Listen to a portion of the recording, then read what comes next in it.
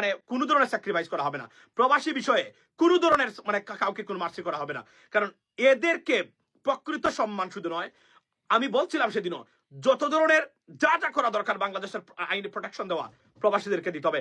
এই বদলুক বলছে, দেখেন তার নিজের মুখে বলছে, আপনি আমাকে ধাক্কা দিয়েছেন, আপনি একটা ধাক্কা দিতে পারতেন হাইয়েস্ট, আপনার হাত তোলাটাই অন্যায় অপরাধ।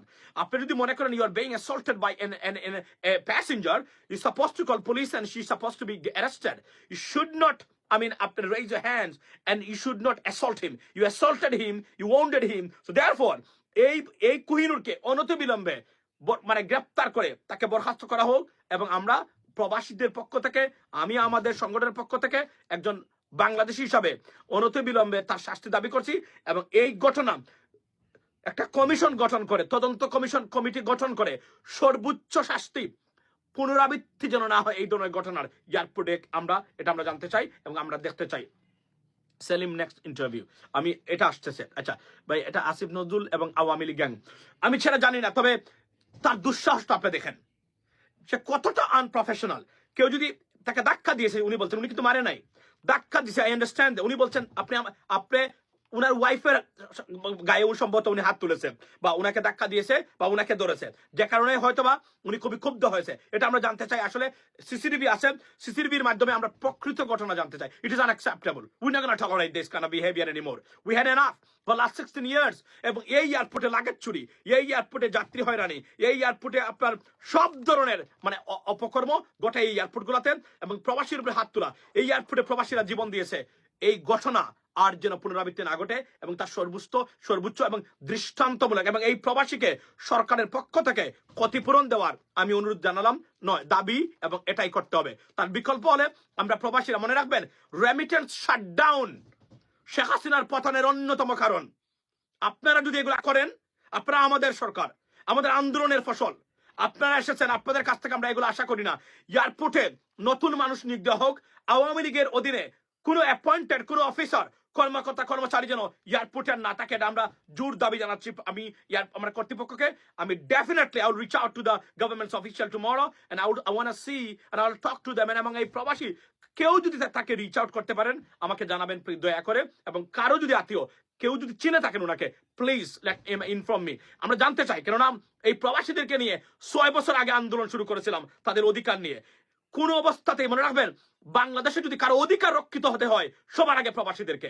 এই প্রবাসী ছাড়া বাংলাদেশ একটা বেকার রাষ্ট্র, ফকিরের রাষ্ট্র, ফকিরের বাচ্চাদের রাষ্ট্র।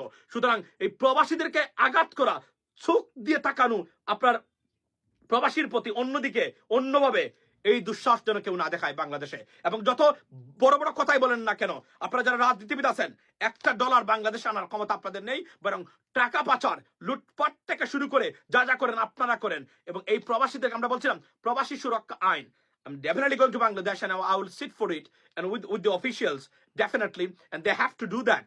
কারণ এই প্রবাসীদের প্রোটেকশন সর্বোচ্চ পর্যায়ে দেশে এবং বিদেশে হতে হবে, তার কোনো বিকল্প নেই। আবার বলছি, এই ঘটনার তীব্র প্রতিবাদ জানাচ্ছি, নিন্দা জানাচ্ছি, এবং এই সন্ত্রাসী কাজে যে অফিসার কর্মকর্তা কর্মচারীরা জড়িত আছেন, এটার কোনো ধরনের ডিফেন্ড নাই, এটার কোনো ধরনের আপনার এটাকে জাস্টিফাই করার কোনো সুযোগ কারো নেই। মনে রাখবেন, কোনো আইনে বলে না একজন প্রবাসী আপনাকে ধাক্কা দিয়েছে, যদি মনে করেন এটা assault, just arrest him, you know what I mean, have him arrested, but আপনি তাকে আহত করতে পারেন। এবং একজন প্রত্যক্ষদর্শী বলছেন এই ভিডিওতে, 3 জন কর্মচারী বা কর্মকর্তা সরাসরি তাকে আঘাত করেছেন, তাকে মেরে রক্তাক্ত করেছেন, এবং on the basis of common sense উনি কেন আহত হলো না? উনার কোথাও কেন রক্ত নেই? উনার কোথাও কেন চিহ্ন নেই কেউ তাকে আঘাত করেছে?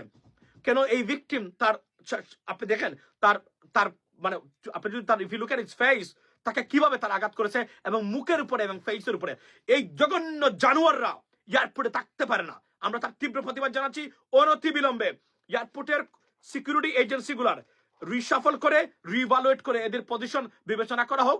এরা কারা, কোত্থেকে আসছে, সরকারকে বিব্রত করা কি তাদের উদ্দেশ্য কিনা এটাও জানা দরকার। কারণ এটার এই দুর্নাম ছটানো রটানো, এটাও হতে পারে একটা প্রপাগান্ডা। তবে এই ধরনের কোহিনুররা বাংলাদেশের কোথাও যেন অন্তত পক্ষে চাকরিতে না থাকে, এটা আমরা নিশ্চিত করতে চাই এবং আমরা দেখতে চাই, লিডিস এন্ড জেন্টলম্যান। সো আমি এই মুহূর্তে এটাই ছিল আমার বক্তব্য।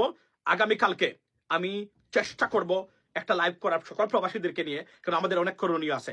মনে রাখবেন আমরা এই বিষয়টা তুলেছিলাম 6 বছর আগে, প্রবাসীদের প্রত্যেক এবং প্রবাসীরা কোনোভাবে যেন লাঞ্ছিত না হয় বাংলাদেশও, কারণ এরাই খাওয়ায়, এরাই পড়ায়। This is our asset and we depends on our expatriates. Without these expatriates, Bangladesh is a basketless, it's a bottomless basket. এটা বলতে হবে, তার কোনো বিকল্প নেই অন্তত এই মুহূর্তে। কারণ 16 বছরে বাংলাদেশের কোনো ক্ষেত্রেই, বা এই 51-53 বছরে বাংলাদেশের কোনো ক্ষেত্রেই রাজনীতিবিদরা এমন কিছু করতে পারে নাই সত্যিকার অর্থে বাংলাদেশের ডাইভার্সিফিকেশন অফ, আপনার যদি আমি বলি যে এমপ্লয়মেন্ট ওর আর্নিং রেমিটেন্স সুযোগ এখানে এসেছে। So no visa for Bangladesh right now. For who? No visa for Bangladesh right now. So আমরা এটা জানতে, এটা দেশের বদনাম এবং একটা এয়ারপোর্ট এখন পর্যন্ত এই অবস্থা আছে, এটা কল্পনার বাহিরে। এবং আমরা দেখেছি, আমি সরকারকে বলবি অনতি বিলম্বে, সরকারকে বলছি অনতি বিলম্বে এটা তদন্ত হোক। আমরা জানতে চাই, কেননা মনে রাখবেন এটার আপনার এই বিষয়টা গুরুত্ব সহকারে সরকারকে নিতে হবে। এবং আমি বললাম এত করে এই সন্ত্রাসী ঘটনার তীব্র প্রতিবাদ জানাই এবং এটার বিচার হোক। আগামীকালকে সকল প্রবাসীদেরকে নিয়ে একটা লাইভ করব, সেই লাইভে আপনারা ওপেন লিংক দেবো, যুক্ত থাকবেন আমার সাথে, because we got to talk about that again, কারণ এটা এভাবে ছেড়ে দেওয়া যাবে না। এবং this should be the last incident about relating to এক্সপেট্রিয়েটস।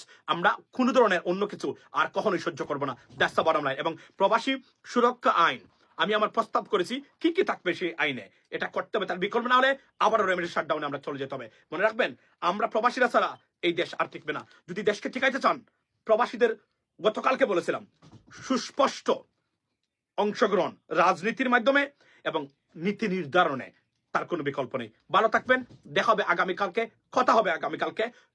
যে কেউ চাইলেই যুক্ত হতে পারবেন আগামীকালকের লাইভে। সে পর্যন্ত ভালো থাকবেন, আসসালামু আলাইকুম। এবং যাওয়ার আগে আবারও বলি, এই সন্ত্রাসী কোহিনুরদেরকে এয়ারপোর্ট থেকে অনতি বিলম্বে বরখাস্তের মাধ্যমে দৃষ্টান্তমূলক শাস্তি দাবি করছি। এবং এই প্রবাসীদের ক্ষতিপূরণ সহ প্রবাসীদের প্রোটেকশন অন্ততপক্ষে এয়ারপোর্টে আপনার নিশ্চিত করার অনুরোধ নয়, দাবি নয়, নির্দেশ দিচ্ছি আমরা প্রবাসী হিসাবে। আসসালামু আলাইকুম। আমার ব্যাগটা এই সাংবাদিক কি করছে? আমার ব্যাগটা উনি রিজেক্ট করতেছি। ভালো করেন না, শুনেন আমার কথা শুনেন। আপনাকে কেন ধাক্কা দিলেন? আসো, আমি সিভিল লোক। আচ্ছা শুনেন ভাইয়া, আমি ধাক্কা দিচ্ছি। ভাইয়া আপনি আগুনে ধরতেন না? আমি নাকি ধরি নাই। ধরেন নাই?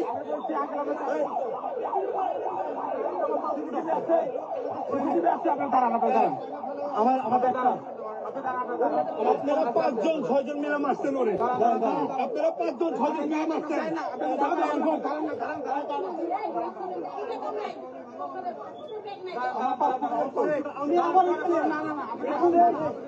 পল্লবের পাশ কই নাই তবে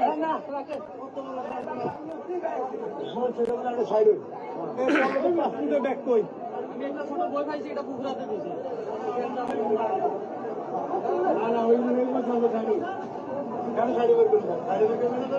শুনেন ভাইয়া, আমি